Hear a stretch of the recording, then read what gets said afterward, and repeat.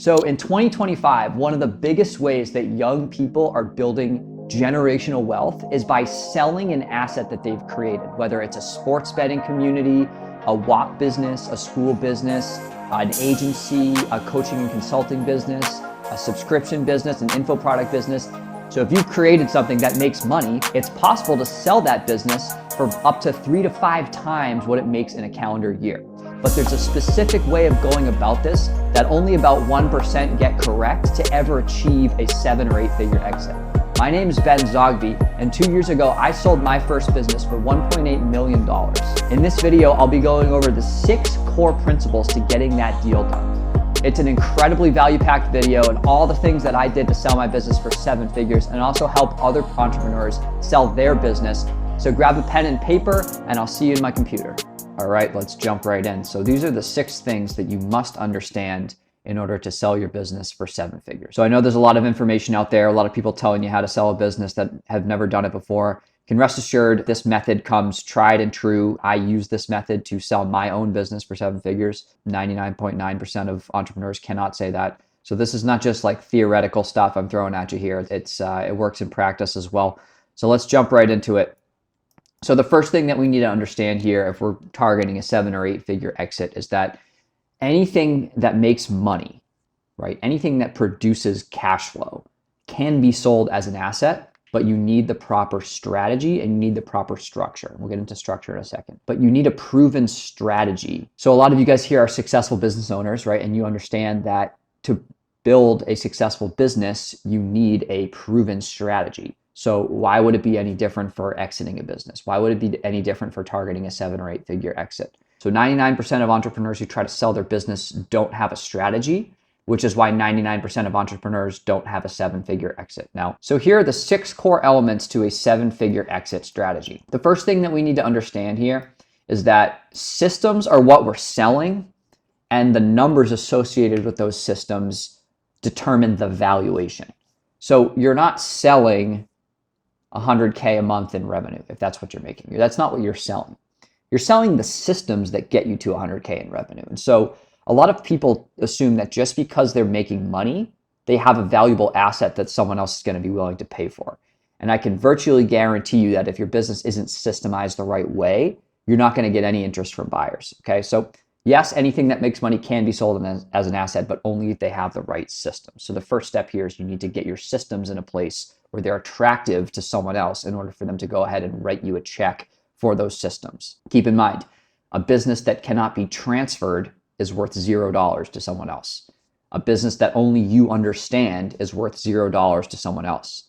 A business that relies on you is worth $0 without you. Okay, so none of these issues are insurmountable, but they're all things that you need to address before you take your business to the market to be sold. So how do you tell if your business is systemized enough to sell? Well, there are a few simple tests that we can kind of go down here and talk about.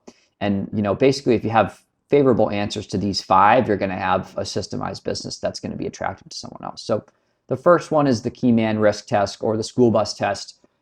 So if anyone on your team were to get hit by a school bus and were killed today, what would be the impact that would have on your business? So if the answer to this question is, well, I wouldn't have a business, or I'd have a gaping hole in my business that would be problematic for revenue for quite some time. If that's the answer, then you probably want to do some work systemizing your business, so that it doesn't depend on any one key employee. That's the second thing, key employees. There's a difference between a business being dependent on a role and a business being dependent on a person. So it's fine to have a business that's dependent on a role if you can fill that role at will. But if the business is dependent on a single person, meaning, your personality is what is selling, or you're the face of social media content and without you, there would be no business. Or if all of the sales techniques are stored in your head and you're the one taking all the sales calls and you haven't shared any of those techniques with anyone else, then your business probably isn't going to pass the school bus test. Second one here is key employees. So I would recommend talking to your employees, especially if they're key, about selling and check in to see if they'd stay on with a new owner. So any business that has employees that aren't willing to stay on with a new owner is probably not going to sell. So you have to get ahead of that by doing one of 2 things. Either you can convince them to stay, you can incentivize them to stay, or you can replace them, which an overhaul of your business isn't ideal right before you sell it. But if that's what needs to be done to sell your business, then that might be something you need to, to think about if selling your business is something you 100% want to do. So SOPs, are the business's operations written down somewhere so that if you were vaporized or if you disappeared, it could be figured out? So like I said, if the business only exists in your head, you want to try to get that on paper. You want to get that documented so that if someone else were to take over the business, they'd be able to run it. Organization. So you want to make sure you gather all your financial statements, tax returns, organizational charts, SOPs before you start talking to buyers and before you start the selling process. Because once the process gets rolling, if you don't have something on hand ready to go, buyers are going to start to lose interest because they favor speed and they favor organization. So if you can't produce those documents right away, it's going to cause hiccups in the selling process. So you want to make sure you get all of that ready to go before you start the process. Final consideration here is, do you need to hire an operator? So sometimes if the business depends on you and your day-to-day tasks, what you can do is you can hire an operator that starts to take your role off your hands gradually as you go into the selling process. So this is something that I did with my business. I hired an operator to come in and do all the stuff that I was doing on a daily basis so that my day-to-day list got smaller and smaller up to the point where I went to sell. Buyers don't typically love when the owner and seller have a large daily to-do list, because that means they're going to have to pick up that slack. And a lot of these buyers are coming in to buy things that are pretty passive for them, where they're only going to, have input on the business when they need to grow something or change something. They don't want to buy a job for themselves. They want to buy a cash flowing system, right? So the more you can do to decrease the amount of things that you're doing on a daily basis for the business, the better. So a couple key notes here. If you still need to make changes for your business in order to get it systemized for sale, do not rush the changes, okay? So it's better to spend more time making the changes so that they don't have a huge effect on your business than it is to rush the changes to get the business on the market for sale. You also want to try to change as little as possible and use automations and micro delegations when possible before making new hires. So any new hires that happen right before you list the business are going to be called into question by the buyer. First, what I like to do is I like to look for ways to just automate stuff. So if there's something on my to-do list that I can automate that I won't have to do, that I can just assign to a teammate, then that's probably the best way to go.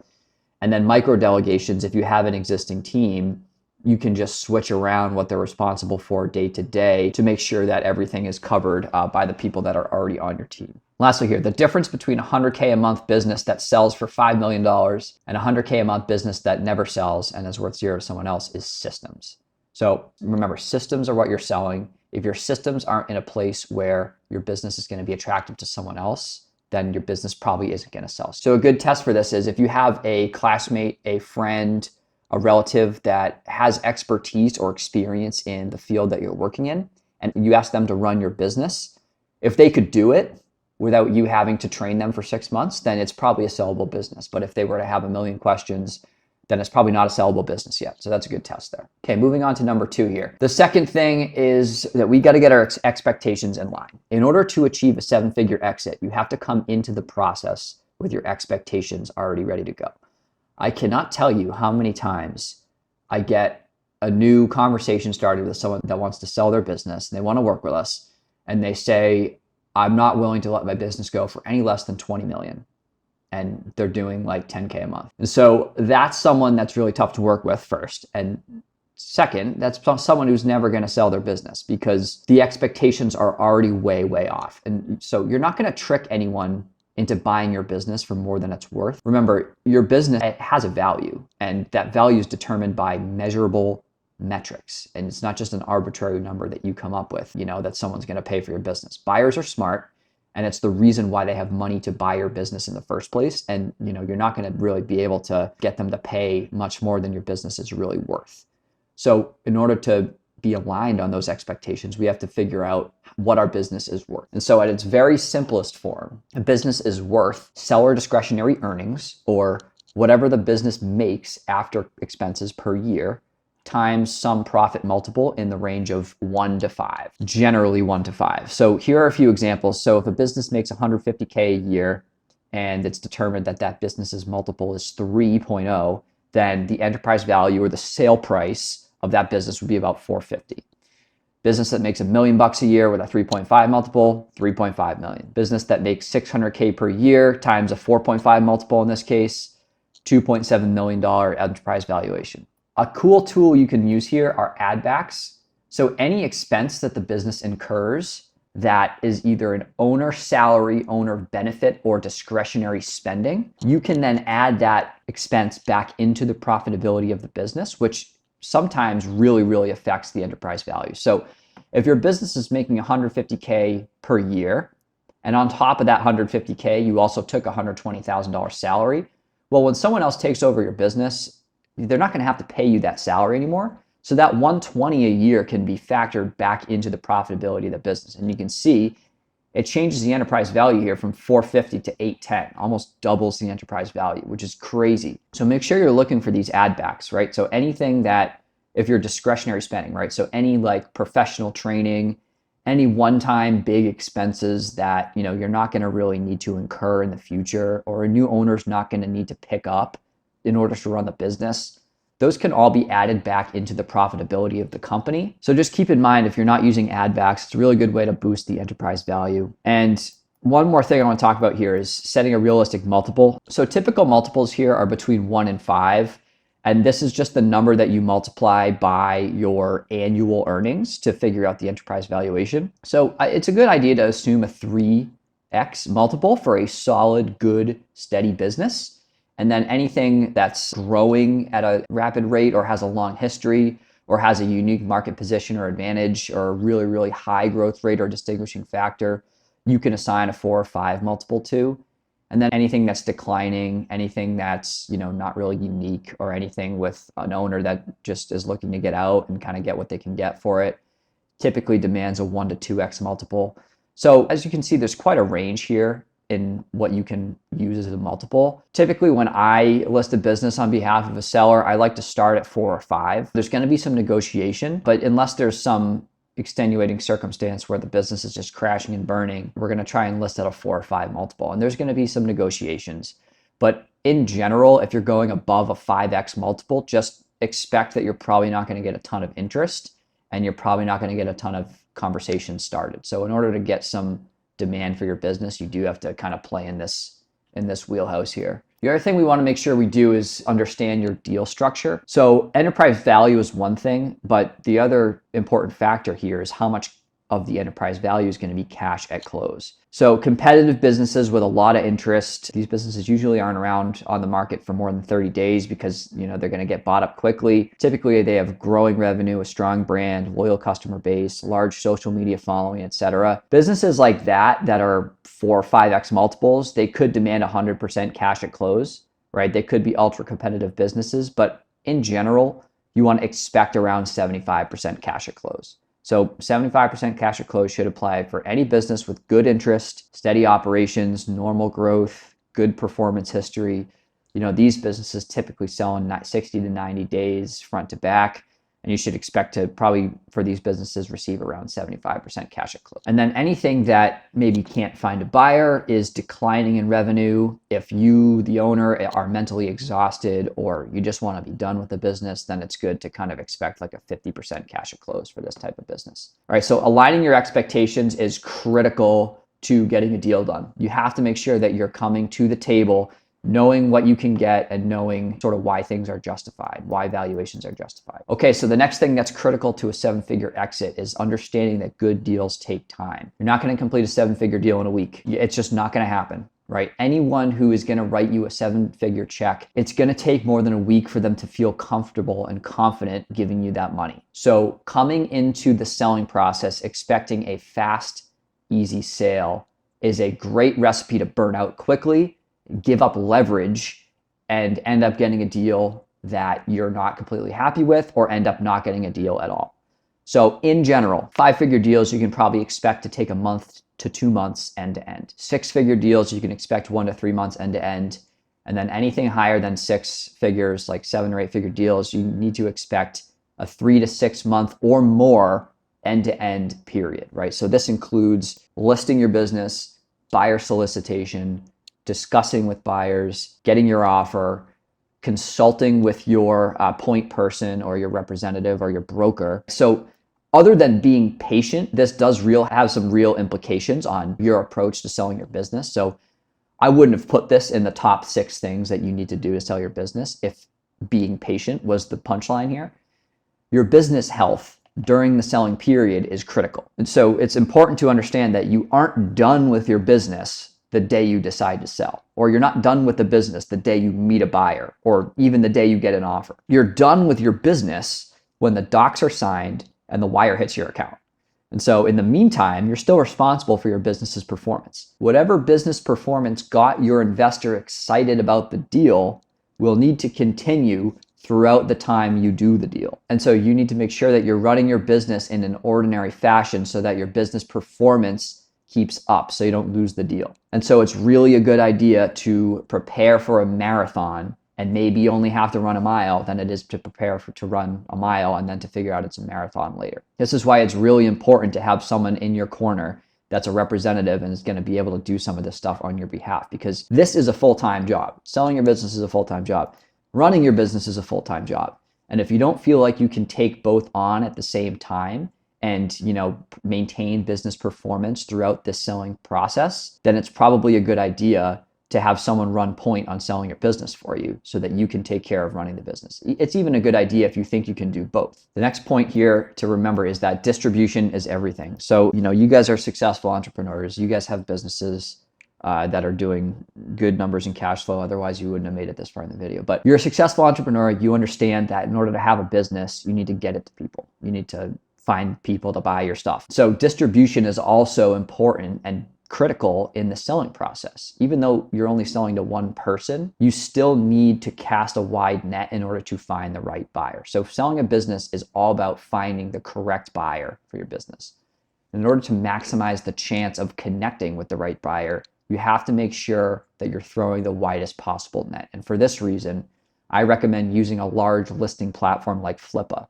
They're going to have a success fee, but a success fee isn't really something you're going to be able to escape in today's age. Whoever you use is going to charge a success fee. And so you're probably better off using a large listing platform because you're going to be able to make those connections with buyers much easier, much quicker, and without having to spend all your day doing outreach, cold outreach, posting in Facebook groups, like cold emailing other founders just to try and find someone who's interested in your business. It's really recommended that you use a platform like Flippa, and then the buyers will be coming to you. You won't have to go seek out the buyers. There's already 400,000 buyers on Flippa.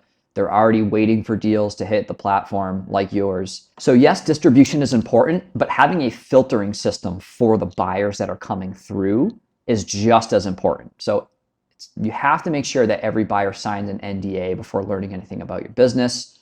You have to make sure that you're only talking to buyers who have the funds and are who they say they are, because you don't want to be dealing with any like anonymous profiles or anyone who might be just trying to steal your business model without you knowing.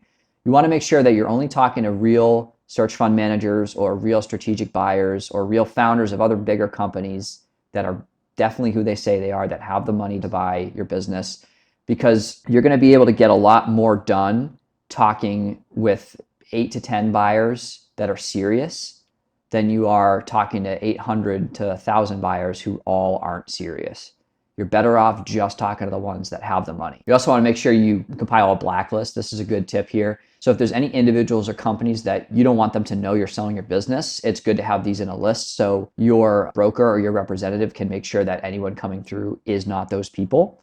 A lot of times founders are, they'll have a competitor watching their every move. And if you're trying to sell, or if there's like some confidential information that they can glean about your business by pretending they're a buyer, then it's, they're going to probably try and do that. So it's a good idea to have a blacklist of people that definitely should not have access to any of your business information. It's also important to remember that vetting, screening, pitching to buyers, talking to buyers, this is a full-time job in and of itself, like I mentioned. So you need to make sure you're ready and you're geared up to not only continue your business performance on the side, but also to run point on this process if you're doing it alone. It's a full-time job in and of itself. So it's important to remember that your business itself is what gets buyers interested, but no buyer is going to buy a business just based on the description of the business. Your pitch is what makes a buyer want to buy. And so a great pitch has each of the following. It has a hero founder story. So you tell them the story about why you started your business. You talk about your struggles and you talk about how you overcame them, how you built the business and how proud of the business you are. Talk about the market landscape. So you want to give an overview about how your industry has grown, not just your business, but the industry in general has grown, how you've gained market share in a growing industry, and also how you project both of these metrics are going to continue growing into the future. So you want to make sure that you make them feel safe about the investment by telling them how much this is going to continue growing in the future, not just your business, but also the competitive landscape. You want to make sure you give an opportunity snapshot about the business. So what makes your business unique, and why should they buy your business over another business out there? Or why should they buy your business instead of going out to start their own business, just replicate what you have? And so that's the Bezos test. So we'll take a little aside here. So Jeff Bezos said this one time. I can't ever find the clip, but I'm sure I saw a clip of him saying this, so I'm going to give him credit. But if you can simply spend the same amount of money or less replicating a business, and that cost includes the time it takes to do so, then it doesn't make sense to buy the business. So the business is only worth buying if it's more valuable than what a replica of it would do, or it costs less to someone than just replicating it. So a business passes the Bezos test if it would cost someone more money, including their time, to replicate your business than it would to just buy it. So you don't want to specifically call out this test, because then you'll get them thinking about just replicating it. But you want to make sure they understand that your business is unique and it's not worth trying to replicate because you have the secret sauce. Another important thing here to make sure you address is areas for growth. So no one wants to just buy a business to sit on it. They want to buy a business to grow it and for the business to continue gaining market share. So you want to make sure you tell the prospect what they should do to 10x the business over the next 5 years. And so you should also be ready for follow-up questions asking why those efforts are already not currently in motion. Don't worry, you don't need to be doing them if they're a recommendation. You just need to make sure you have a good answer for when they ask you. And then one more thing to remember is that the best pitches aren't about why someone should buy your business. They're about how cool and profitable the business is. Remember, people buy systems. Buyers buy systems. There's a million businesses out there that produce revenue. They can go pick any business with revenue. They want to buy your systems because they're cool and because they're scalable. So make the pitch about systems, but make sure you don't give away your whole business model or your secret sauce. Some mystery is good. And then finally here, guard your leverage with your life. So navigating the process for the first time, selling your business, is about understanding that you don't know what you don't know. And there's unknowns. Most of the buyers that you talk to are incredibly experienced and they're on their 10th, 20th, 50th deal. You're on your first deal. They are very good at this. They do this for a living. They're not stupid. They're smart, which is why they have the money in the first place to buy your business. And so in order to get a 7-figure deal done, you need to get and keep as much leverage as possible. Now, there are tons of different ways to get leverage in this process. The first one is you always want to make sure you get multiple offers if possible. So getting one big offer can be a really, really cool feeling. It's a different feeling, right? Most people that sell their business make most of their money selling the business, not running the business. And so getting a big offer can be a crazy feeling. It can make you feel eager and overexcited. And buyers know that, which is why they give big offers. And so it's easy to jump at the first offer, but before you sign an LOI, before you sign any of the offers, make sure that number one, you are good with the terms of the offer, including exclusivity, deal structure, enterprise value, and any other terms that are baked into that contract. You want to make sure you read it fully because, like I said, buyers are very good. They are very good at getting their own leverage. You need to make sure that you are also gathering leverage throughout the process. Just because someone seems nice on calls or because someone seems supportive of your business, it doesn't mean that they're not out to make money, right? The bottom line, anyone is in this business is to make money. And if they can do that by slipping a deal past you that has provisions that are very good for them and not so good for you, then it's something that they're probably going to try. So make sure that you wait for other competing offers to come in so you can compare if possible. Getting multiple offers is a great way to establish leverage. Another point that I talk to all of my sellers about is you don't want to sign exclusivity for more than 30 days. So there's going to be a provision in the offer that determines how long of a time period that you need to stop talking to other buyers. So that period, it could be 30 days. They could try to make it 60, 90, 120 days. But the longer that period is, the more leverage the buyer has. The shorter that period is, the more leverage you have. So you don't want to ever sign exclusivity for more than 30 days if you can. You want to make sure you're able to get your business back on the market fast if needed. So another one here I like to talk to my sellers about is you never want to have any like long drawn out excessive direct contact with the buyer. So like you're not buddies with the buyer. You're not like passing jokes. You're not like sharing memes. You're not doing any of that stuff with the buyer. You're only talking to the buyer when it's critical for you.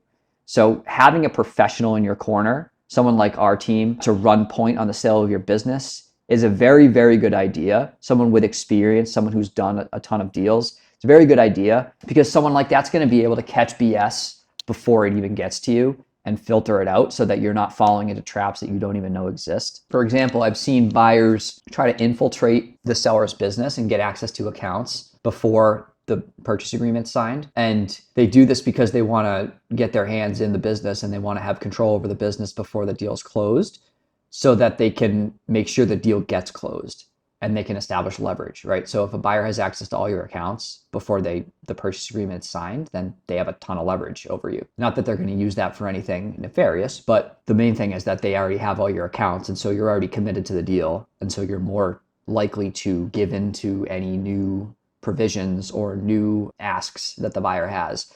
And so eliminating excessive direct contact with the buyer is always a good idea. Yes, you're going to have to talk to them at a lot of points throughout the negotiation and discussions, but if at all possible, I would, try to minimize that contact. Don't be afraid to walk away. The best deals are done when both parties are okay walking away. So be firm on your non-negotiables, but creative on how you get there. And then never say that you have other offers. So the less information that you give to the buyer, the better. So they're always going to assume that you have other offers if you act like it. And so I wouldn't ever say, yeah, we have 2 other offers coming in, or we don't have any other offers coming in. That just gives them more information. And the more information they have, the more they can, negotiate and the more leverage they have. So less information being given away is more leverage on your side. And you want to make sure you guard your leverage with your life. Okay. So those are my 6 core elements to a 7-figure exit strategy. Remember, these are not experimental. These are tried and true. They're the 6 core elements that I used to get my first 7-figure exit.